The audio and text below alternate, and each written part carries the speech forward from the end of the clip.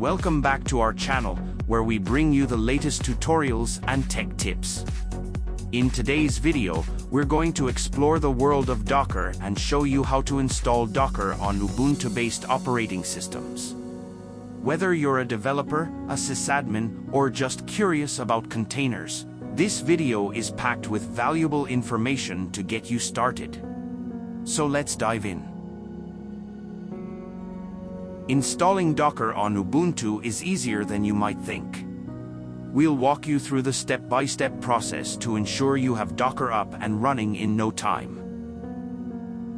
The first step is to update the apt package index and install packages that allow apt to use repositories over HTTPS.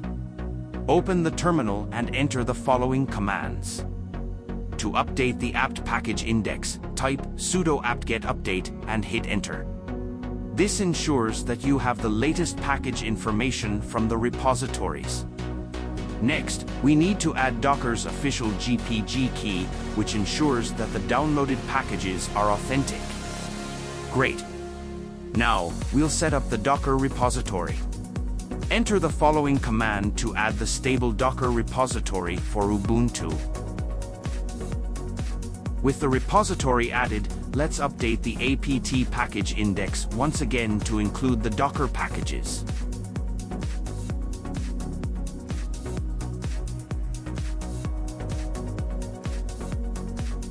Fantastic!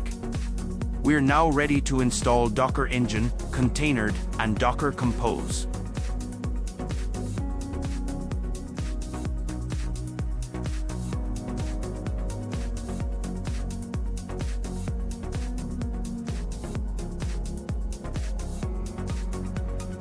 Congratulations!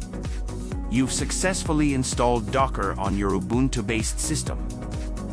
By leveraging Docker's vast library of official and community-built images, you can quickly set up development environments for various programming languages and frameworks. Docker empowers developers and sysadmins to work in isolated environments without worrying about compatibility issues or system conflicts. And there you have it. You're now equipped with the knowledge to install Docker on Ubuntu-based operating systems and utilize its powerful features. If you found this video helpful, don't forget to give it a thumbs up and subscribe to our channel for more exciting tech content. Click that notification bell to stay updated with our latest videos.